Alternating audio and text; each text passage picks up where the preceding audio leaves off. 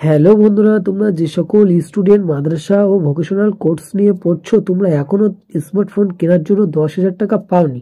তোমরা কবে টাকা পাবে এবং কোন ডিস্ট্রিক্টে কত পার্সেন্ট ক্যান্ডিডেট এখনো টাকা পায়নি সেটা তোমাদের কাছে আজকে ক্লিয়ার ডিসকাস করব। এবং তাছাড়াও তোমরা যে সকল ক্যান্ডিডেট ইতিমধ্যে টাকা পেয়ে গিয়েছো, অবশ্যই কমেন্টে জানাবে যে দাদা আমি টাকা পেয়ে গেছি। এবং তোমরা যে সকল ক্যান্ডিডেট এখনো টাকা পাওনি, তোমরা অবশ্যই কোথা থেকে দেখছো, অবশ্যই তোমাদের ডিস্ট্রিক্টের নাম অবশ্যই কমেন্ট করে জানাবে। এবং তোমাদের কাছে আজকে পুরো ডিটেলস শেয়ার করব কোন ডিস্ট্রিক্টে কত পার্সেন্ট টাকা দেওয়া হয়ে গেছে এবং কত পার্সেন্ট দেওয়া এখনো হয়নি, কত পার্সেন্ট বাকি আছে সেটা তোমরা যদি তার মধ্যে পড়ে থাকো তো অবশ্যই কমেন্ট করে জানাবে যে দাদা আমি টাকা পাইনি।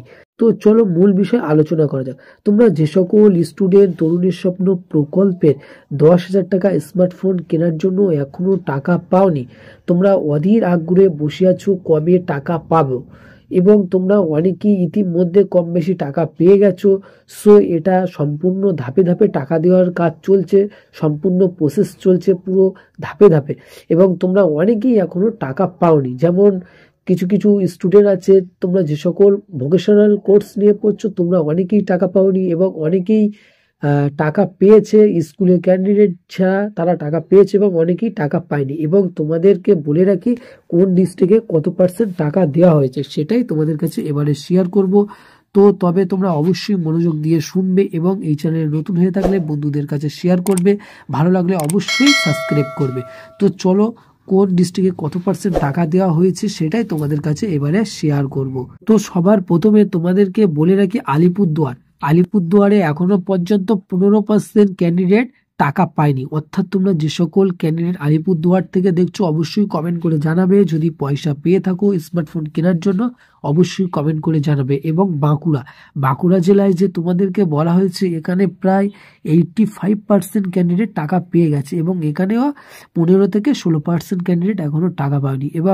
এবং বীরভূম জেলায় এখানে বলা হচ্ছে যে 90% ক্যান্ডিডেট টাকা পেয়ে গেছে এবং 10% ক্যান্ডিডেট এখনো টাকা পায়নি। এবং তাছাড়াও কুচবিহার ডিস্ট্রিক্টে আশা করা যাচ্ছে কত পার্সেন্ট, এটা 90%, 95% কুচবিহারের ক্যান্ডিডেট যে সকল তরুণের স্বপ্ন প্রকল্পে 10,000 টাকা পেয়ে গেছে। এবং সব থেকে তোমাদেরকে বলে রাখি দক্ষিণ দিনাজপুর,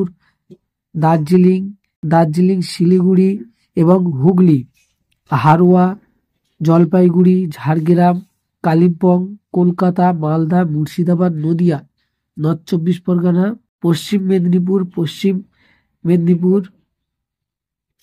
পশ্চিম বর্ধমান এবং তাছাড়াও পূর্ব বর্ধমান, পূর্ব মেদিনীপুর, পুরুলিয়া, সাউথ 24 পরগনা এবং উত্তর দিনাজপুর। তবে সব থেকে বেশি এখানে যে ক্যান্ডিডেট টাকা প্রায় কমপ্লিট হয়ে গেছে দক্ষিণ 24 পরগনা। অর্থাৎ দক্ষিণ 24 পরগনায় মিনিমাম প্রায় কমপ্লিট হয়ে গেছে, শুধু 4% না 5% মানুষ এখনো টাকা পায়নি, অর্থাৎ ক্যান্ডিডেট এখনো টাকা পায়নি। এবং তোমাদেরকে আরো কটা জেলার নাম বলবো, সেখানে এখনো পর্যন্ত ক্যান্ডিডেটরা বেশি শতাংশ এখনো টাকা পায়নি, যেমন কুচবিহার আছে এবং মুর্শিদাবাদ আছে এবং তাছাড়াও আছে পূর্ব মেদিনীপুর আছে, আলিপুরদুয়ার আছে।